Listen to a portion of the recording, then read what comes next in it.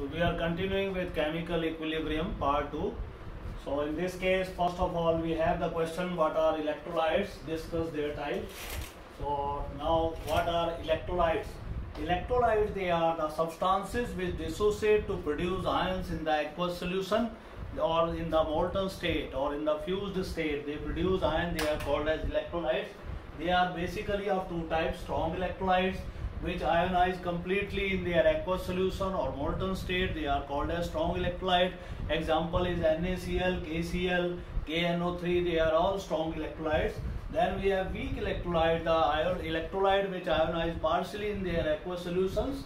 They do not ionize completely in the aqueous solutions because of the more covalent character in their bonds. Ammonium hydroxide, ammonium chloride, and your acetic acid, they are the weak electrolytes. Then we have the non-electrolytes. Define non-electrolytes. Non-electrolytes are the substances which do not dissociate to produce ions in the aqueous solution. These are all organic compound, organic solvent, benzene, ethanol, ether, and toluene. They do not produce ions in their aqueous solutions. Then we have define alpha, or degree of dissociation of the electrolyte. It is defined as the fraction of the total number of formula units of the electrolyte which undergo dissociation in the aqueous or fused state. That is called as degree of dissociation. It is represented by alpha. Alpha can be calculated by taking the total number of formula units taken which undergo dissociation in the solution upon total number of formula unit taken for the experiment. This is called a degree of dissociation. It is, if it is, this ratio comes out to be y, we multiply y by 100, we get percentage degree of dissociation of the electrolyte. And then we have the very important question, what is the difference between dissociation and ionization? Now these two terms, they are used interchangeably. The dissociation, it is used for polar solutes or the ionic solutes which have positive and negative ions. When they are dissolved in water, they undergo dissociation, they break up to give you positive and negative ion. As we saw in this case, NaCl, KCl, acetic acid, they are producing the ions. Then we have the covalent compounds just like acetic acid, water, ethyl alcohol. These substances, they have covalent bond but having some polar character. So the breaking up of these substances in the aqueous medium or the polar solvent, that is called as ionization. So there is not much difference. In both cases ions are being produced, but dissociation is the term which is used for the pure electrolytes, but ionization is the term which is not used for pure electrolyte. It is used for impure electrolyte, or you can say the polar covalent compound. When they are able to produce ions, their dissociation or their breaking up of into ion, that is called as ionization. So this is the basic distinction between the dissociation and ionization, although these two terms, they are used interchangeably. Then we have very important law. They define and derive Ostwald dilution law. This law is applicable for the ionic solutes. So this will be our question number 5. Now derive and define Ostwald dilution law.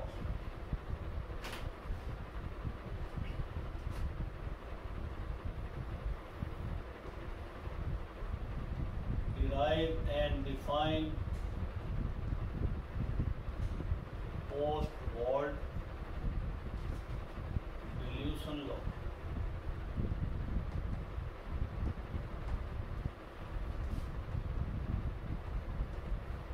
To define it, to derive it, let us take C moles per liter of an electrolyte in the solution. Let it be AB. Concentration, initial concentration is C moles per liter. When it is dissolved in water, it will produce A positive aqueous plus P negative aqueous ion. Now initial concentration of these, since ionization has not begun, therefore it will be 0, 0. After some time it was seen that out of 1 mole alpha part undergo dissociation, and out of C mole it is multiplied by C, we get C alpha of this, C alpha of this. Now applying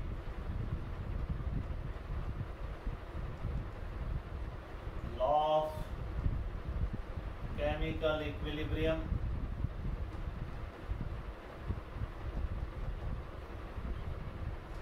we get K is equal to A positive, B negative upon AB,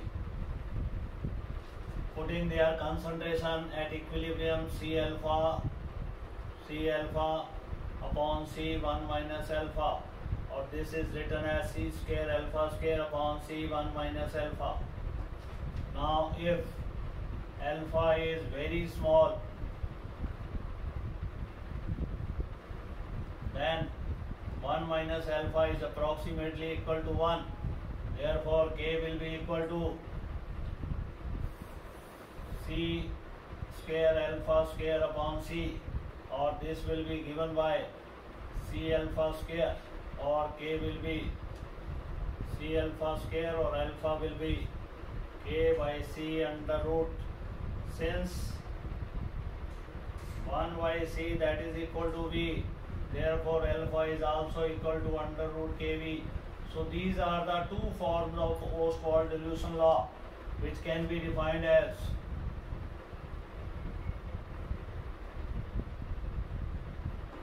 the degree of dissociation of weak electrolyte. It is equal to the square root of the volume of the solution, since K is constant, or it is equal to the square root of reciprocal of the concentration of the solution. K is again constant here.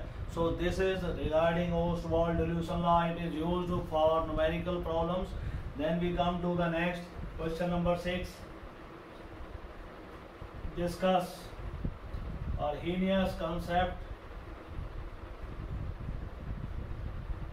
of acids and bases. According to this concept, acids are those substances which dissociate to produce H positive ions in the aqueous solution.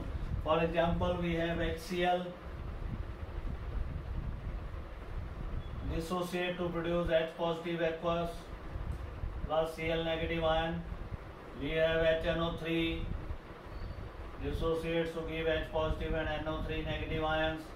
We have H2SO4, dissociate to produce 2H positive plus sulfate ions. These are acids. Then we have Arrhenius bases. Bases are those substances which dissociate to produce OH ions in the aqueous solution. For example, we have NaOH.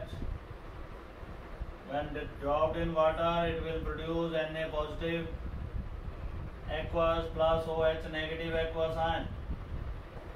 Similarly, KOH dissolved in water, it will produce K positive aqueous plus OH negative ion. So these are the bases. So according to Arrhenius, the substances which dissociate to produce H positive ions in the aqueous solution, they are called as Arrhenius acid. Which dissociate to produce OH negative ion, they are called as Arrhenius bases. Then we have the limitations of Arrhenius concept. It is limited only to aqueous solution. It is not limited to non-aqueous solution. Second is, it does not explain the nature of H positive ion in the solution, although now it is known H positive, they combine with water molecule producing hydronium ion H3O positive, or sometimes they produce H9O4 positive ions. It could not explain the acidic nature of the metal oxide like CaO, MgO, K2O, Na2O. They are all basic oxides, but it cannot explain their basic nature. Although it was explained by the other concept, Bronsted-Lowry concept, it could not explain the acidic nature of the non-metal oxides. Then acidic nature of the few salts that cannot be explained on the basis of Arrhenius concept. Therefore, this concept was not a perfect concept. To remove these drawbacks, two more concepts were introduced, but before that we'll be discussing the formula which are used to calculate and compare the acidic strength of the two acids and basic strength of the bases. So we will be now discussing question number 7. Give the formula to compare the acidic and basic strength of the acids and bases.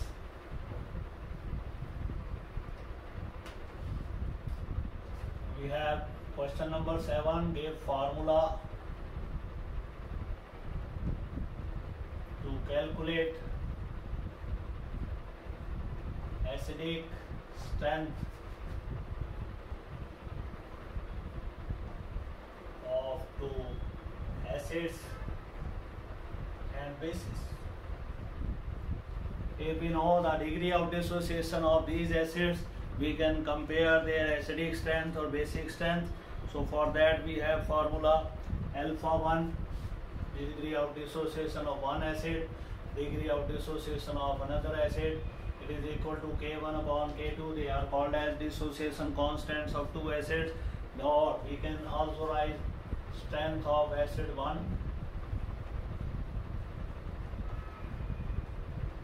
Let it be Ha1, then strength of acid 2. Let it be Ha2. They can be compared by comparing their dissociation constant. This will be equal to square root of acid 1 dissociation constant upon base 1 acid 2 dissociation constant. Similarly, this is for acids. For bases also we have the same formula, alpha 1 upon alpha 2. This is for base. This will be Kb1 upon Kb2, or strength of base 1, that is BOH1, upon strength of base 2, that it will be BOH2. This will be equal to Kb1 upon Kb2, square root of Kb1 upon Kb2. They are called as the dissociation constants of bases and acids. Then we have the second concept discussed, Lewis concept of acids and bases.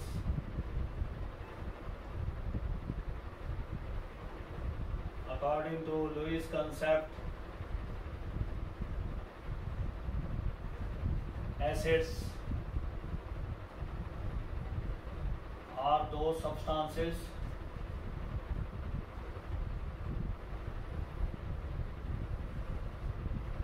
which can accept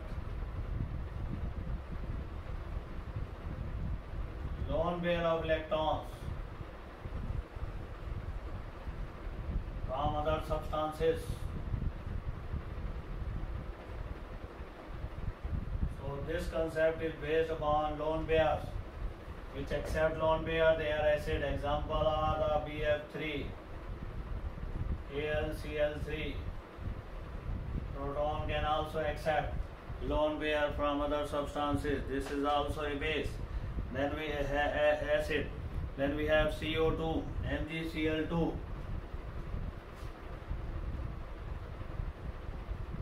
BeCl2, AlCl3.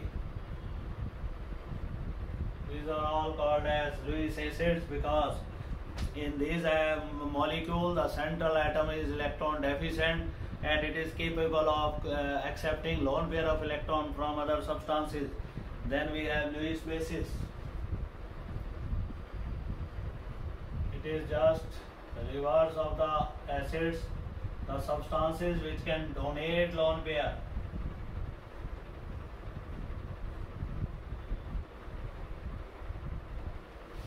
Examples are the ammonia having one lone pair, it can be donated. Water having two lone pair, out of which can be donated one. Alcohol can donate one lone pair. We have amines. We have secondary amines, they can donate lone pair. So these compounds which are capable of donating lone pair, they are called as Lewis bases.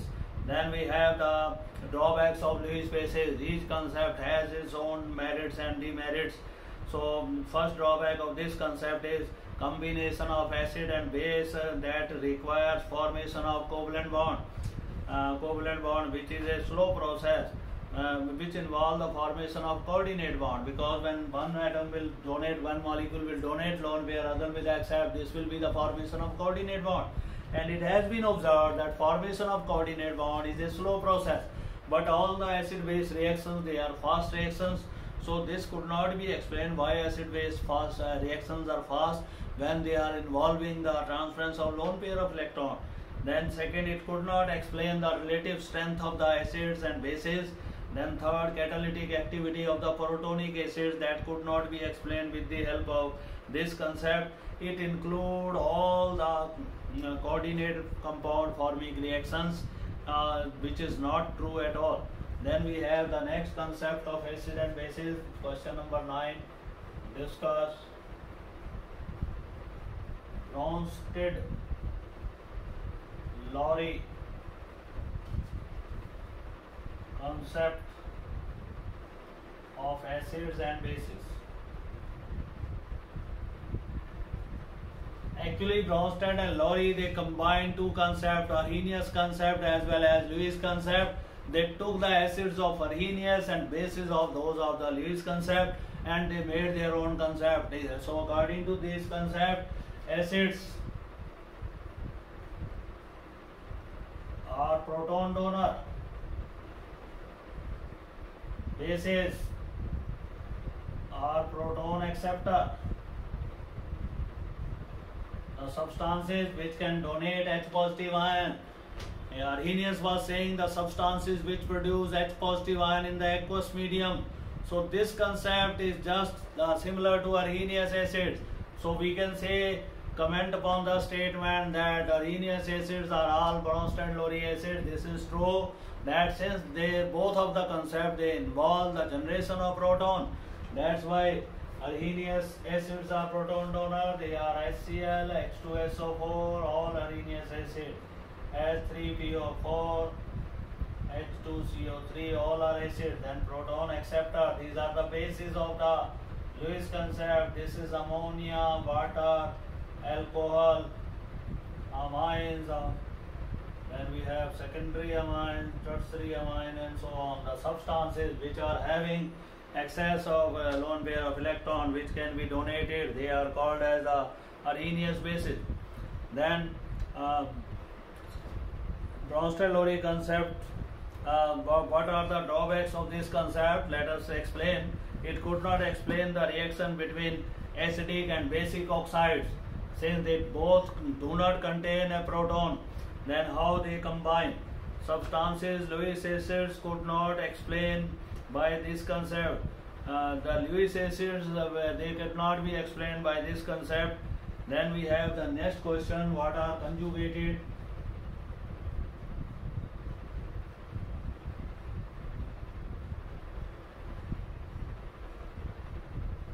Acid-base pairs.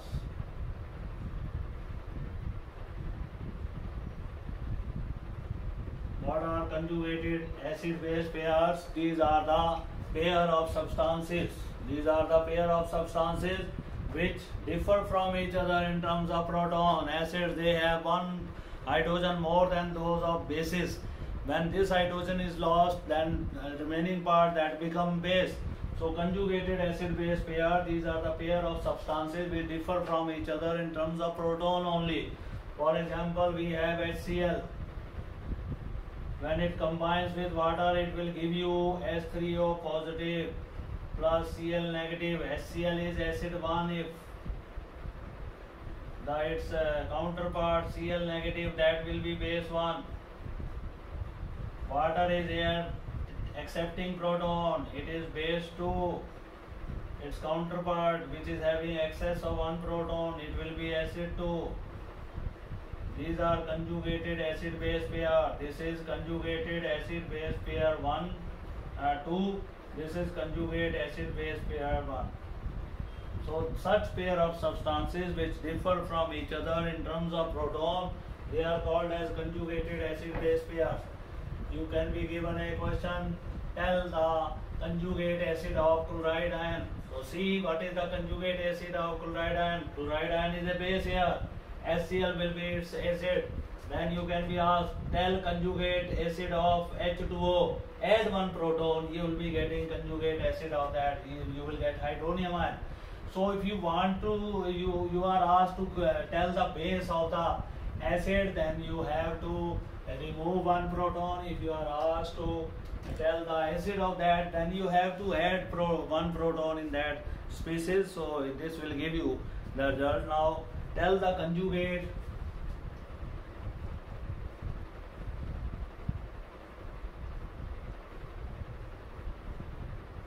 bases of following. So you will be given now some acids, H2S, you have HCl, you have HNO3, you have H2SO4. So their bases will be needing proton. You can write HS negative here, you can write remove one hydrogen, you have NO3 here, then remove one hydrogen, HSO4 negative, or you can write SO4 2 negative, 2 protons are lost here. Then you are asked, tell conjugated acids of following.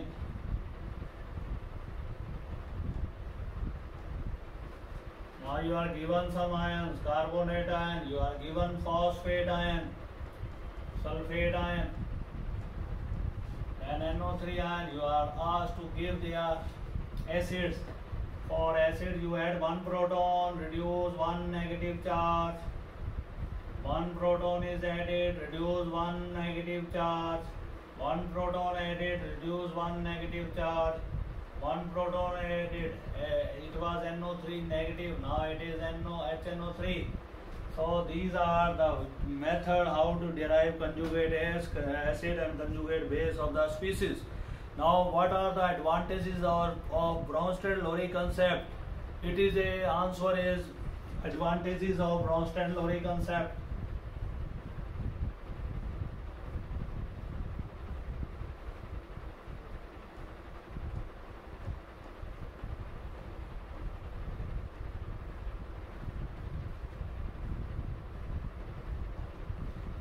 First advantage of this concept is it is a wider concept and it includes both ions as well as molecules. Second is it can explain basic character of the substances like ammonia, Na2CO3 etc. and which do not have OH ions but they are acting as a basis on the basis of Bronsted-Lowry concept. Third, it can explain acid-base reactions in the non-aqueous medium. Then he says write some substances which can behave as both acid as well as bases. Write some amphoteric substances.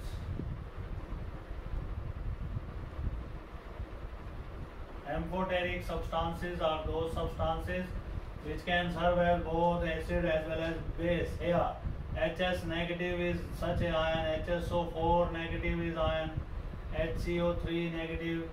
This will serve as acid or base. We can have H2PO4 negative, HPO4 2 negative. They have hydrogen, they can release hydrogen, they can accept hydrogen due to negative charge. So they can serve as both. Write conjugate acids of the following. You have to write conjugate acids of the following.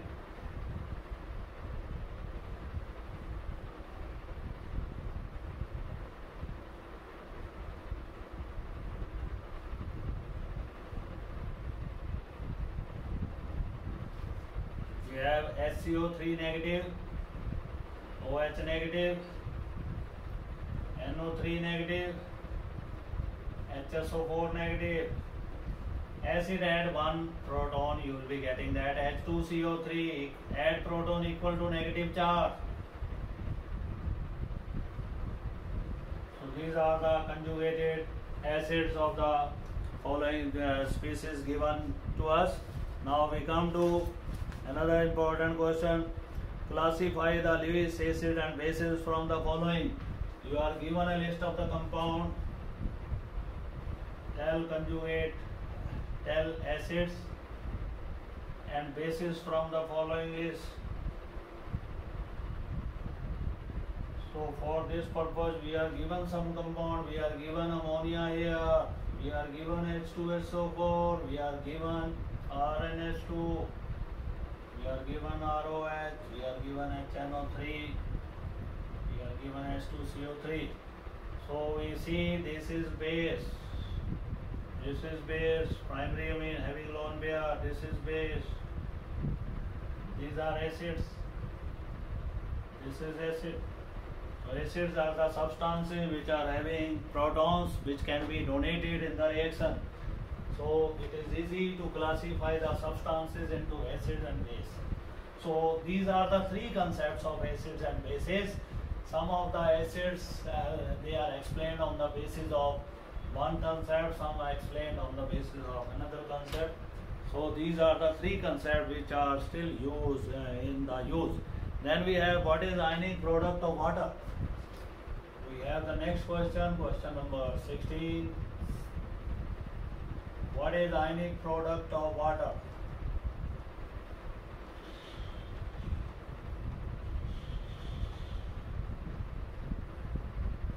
Ionic product of water, it is known as Kw. As we know, pure water is a poor conductor of electricity, it does not produce ions. But in the presence of some impurities, water starts producing ions. And let us take the ionization of water. Water produces ions as follow: H positive and OH negative ions. Or sometimes this equilibrium is also given by this. H2O combines with H2O giving a hydronium ion and OH ion. Now applying law of chemical equilibrium to it, we get K is equal to H3O positive upon OH negative. Either we write water or H2O scale, we can write. Since concentration of water is very large, it can be taken as constant. So K will be now equal to H3O positive upon OH negative. This concentration can be taken as constant since ionization is very less. So this K dash, it is now taken on the upper side, K into K dash, this will be equal to H3O positive into OH negative. The product of these two constants replaced by another constant which is called as dissociation constant of water, Kw, or ionic product of water. It has been seen the ionic product of water is 1 into 10 raised to power minus 14 moles per liter at 298 Kelvin. This product is this much. It means the concentration of H3O positive, that is equal to OH negative, that will be 1 into 10 raised to power minus 7 moles per liter. If we want to know OH ion, that is also this much, since these two concentrations collectively make 10 raised to power minus 14. So this is ionic product of water. Ionic product of water can be increased by raising the temperature of the water. If it is heated at high temperature, then more ionization of water will take place and the concentration of H positive ion and OH negative ion, that will increase, which will increase the ionic product of water. Then we come to another question, define pH and pH scale. Define pH value and give pH scale. Now what do you mean by pH? It is the puissance or potency of hydrogen. It is the power of hydrogen. It is defined as, it is the negative power to which 10 must be raised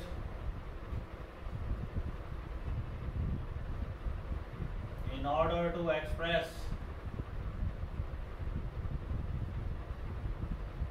H positive ions or acidic nature of the solution.